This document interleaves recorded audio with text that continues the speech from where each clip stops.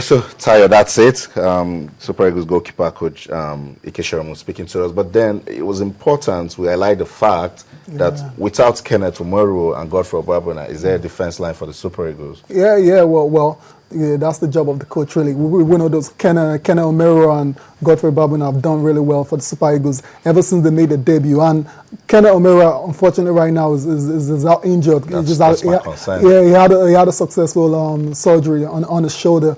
But then again, as the Super Eagles of Nigeria, we shouldn't really be depending on one player. Before Kenna came into the team, there was somebody playing before. Now the person playing before doesn't even get a call-up, and that's Joseph Yobo. The captain of the team has not been called up for the past couple of matches for the Super Eagles now. So I don't think that should really be a problem for Stephen Keshi to find an appropriate replacement for Kenneth Omero. Now I want to touch on one particular issue again, on the goalkeeping issue. Usually managers are very reluctant to actually rotate their goalkeepers. Usually they stick to one goalkeeper and that goalkeeper remains the number one. But we saw Austin Ejide against South Africa. Had a very good game. I'm really looking forward to seeing what Stephen Keshi is going to do in terms of the goalkeeper. Is he going to bring Vincent Iyama back as the number one for Nigeria? Because we know Vincent Iyama right now, he started the season as the first choice goalkeeper for Lille in the French league, and I'm sure he's going to be very disappointed if he can't retain his place as the number one for Nigeria. Okay, just a quick look at some of the strikers invited by Coach Stephen Keshi. Mohamed Gambo of Kano Pillars is there. Ifeanyi Nede of Eimba Football Club, Mba Ezekiel of Akwa United, Barnabas Umenga of Lobby Stars, Izu Azuka of Sunshine Stars, Zingba Stanley of Kwara United, and Osade Joseph of Warri Wolves. That's from the home base. And for me, each time I see them call home base players, is a good one for the Nigerian Professional Football League that is doing so well. There's a deal now for the games to be shown on TV, and that will give the local league a good boost. On the international scene, the strikers invited Ahmed Musa of CSK Moscow. There's Brown Ideye of Dynamo Kiev. There's Shola Miobi of Newcastle United. Long time coming. Let's see what he's going to do with the team. And then there's Emmanuel Munike of Fenerbahce. There's Obina Sof of Lokomotiv Moscow, Russia, and Uche Warfor, the guy that is making the news right now. Absolutely. It was good seeing him back. He took his chance against South Africa, and he's actually thinking he can actually be a competent replacement for Emmanuel Emenike, because I expect Emmanuel Emenike to actually start the game injury permitting against Malawi. I'm talking about Shola Miobi and Victor Nsofo. Those two guys were given call-ups against South Africa, and a lot of Nigerians felt they didn't deserve the call-up based on their form in the past 2 seasons. So they didn't do too well against South Africa, and I was wondering if Keshi was going to keep them around and actually give them another chance in another game. It's good. Yeah, it's good to see that they're on the list now, but we'll find out if they're going to play any major part in the qualifier itself. Well, Tayo, this is how it works. When you get a chance to play for the national team, you need to take it. See, Uche Warfor has done good for himself. If he's missing, people start calling. Where is that guy that did so well in South Africa? We gave Joseph Akpala a chance. He didn't make use of it. Anthony Uja was given a chance. I'm not surprised the names are not here. So that's it. The players invited for the all-important game against the Flames of Malawi for the 2014 FIFA qualifying game that will take place in Calabar on the 7th of September. Moving swiftly, today the Federations Cup semi-finals will be played. It is Aqua United taking on Warri Wolves, and then Eimba Football Club of Aba will tackle last year's finalists Lobby Stars in Benin. That's a good one also for the local league title. Absolutely. I have a lot of time for Eimba. Eimba in the past couple of seasons have not really been Eimba. The Eimba we used to know under the former government as Ojius Okalu when they were dominating both domestically and continentally. I like to see Eimba get to the finals, definitely. That's good. Eimba, the only team yet to concede a goal at home in the Nigeria Professional Football League. We'll put a call later to Tony Bito. He will tell us more about the semi-final fixtures for the Federations Cup. Okay, we'll go on a quick break. When we come back, we'll take a look at what the papers are saying in sports this morning on Channels Television. Stay with us. We'll be right back. At first, it's only anticipation that something is about to happen. This is one thing that makes life interesting. To compete not only with players across the field, but across the world. It makes me feel joy when we win and sorrow when we lose. Reaction and reaction, colliding, falling, dropping, despite the odds. I love it because it brings me tears. Tears of victory, tears of joy. The skill that leads to the pass that leads to the shot that leads to the goal that determines the ultimate. Channel Sports, defining the moment of true sport. I think this year, and in this moment, we cannot speak about two sides. We have to speak about 6 sides. And as I was saying, this is a very difficult league. Any one of the 6 sides can lose points. I don't know in this league if a draw is to lose 2 points or if it's to get one, because it's a difficult league with difficult opponents. But in this weekend, out of the 6, 5 managed to get the 3 points. It was not such a big surprise because Aston Villa can do that to any one of us.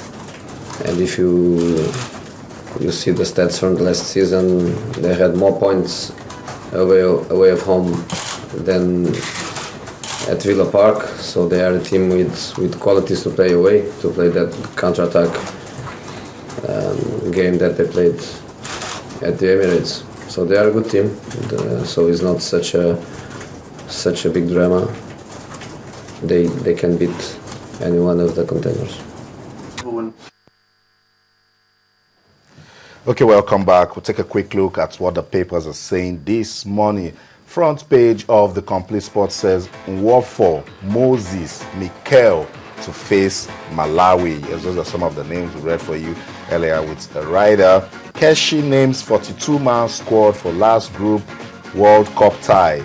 The kicker, 24 homeboys to open camp for Malawi and Burkina friendly. Still front page of the Complete Sports. Malawi resumes camp September 1st for Eagles. St. Fields explains strategy for winning September 7th tie. Kanu better than Henry Beckham. That's a tough one. Government prosecutes match fixers. Minister warns rogue referees and club officials. Eagles recall excites Igebo. Remember, he was missing for the Confederations Cup. Musa Igebo is back to the Super Eagles now. Yeah, we're going straight to the soccer star, and the main headline has to do with Super Eagles as well. Keshi unleashes a Emenike Nwofo on Malawi. 18 pros, 24 on-base Eagles listed. Emenike vows to stop Arsenal. Another headline is RVP wants more trophies. That's according to David Moyes, the new coach of Manchester United. Okay. Chelsea tempts Falcao.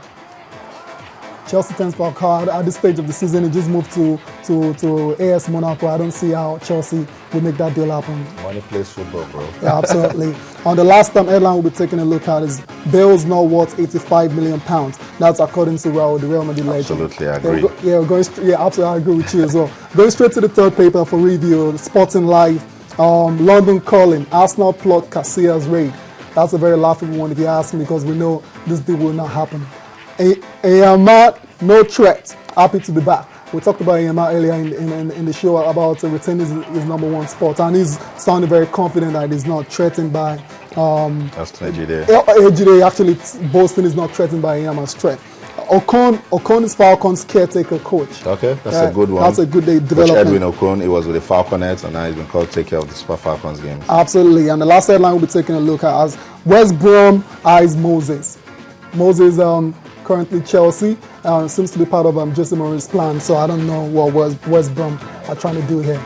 I think he's a better player. He should go the likes of Everton, Tottenham. Yeah, I'm looking at the way of West Brom. West Brom, yeah.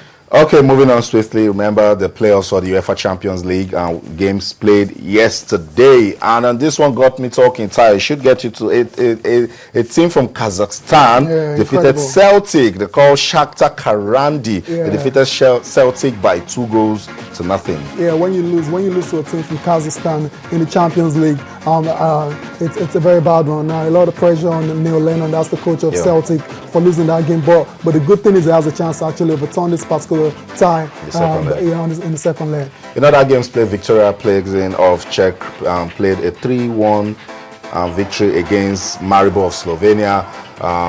They're called Pacos Ferreira of Portugal. They lost at home to Zenit St. Petersburg by 4-1. PSV and AC Milan played a 1-0 draw. It was Lyon 0, Real Sociedad 2. Tayo, she said something about that. Yeah, absolutely incredible result for Real Sociedad. They lost their coach last year. They came fourth in the La Liga last year, being behind the usual suspects, and actually finished ahead of Malaga. So it's a very good result for them. I expect them to go through in the second leg as well. Okay, tonight's fixtures we'll see Dynamo Zagreb of Croatia play Vienna of Austria. Ludogorets Razda of Bulgaria will take on FC Baz of Switzerland. Steaua Bucharest of Romania will take on Legia Warsaw of Poland. It is Fenerbahce against Arsenal Football Club of England. Schalke 04 will take on PAOK Salonika of Greece. Yeah. The key fixture there is the Fenerbahce versus Arsenal. Interestingly, Fenerbahce is still waiting on the results of their hearing at the Court of Arbitration for Sports. They might be thrown out of the Champions League, or they might just not be thrown out of it. So Arsenal will do it to actually go to Turkey to get a good result. Okay, moving on swiftly in tennis, the seeds have been done for the 2013 US Open, and we see Roger Federer has been seeded number 7 for the US Open. Yeah. Tayo, it seems he should start packing his bags. No, I'm not going to be so fast about that. Federer hasn't been in great form in the past few months now, and I'm not surprised. The fact of the matter is he's actually dropped in the rankings as well to number 7 in the world, ends this seed for the US Open. In the women's category, Serena Williams, of course, she's world's number 1, and she's the top seed for the games. Victoria Azarenka and Maria Sharapova, the top 3 seed for the women's category. No surprise there. Top 3 players in the world for women, and they've retained their places for the season for the US Open as well.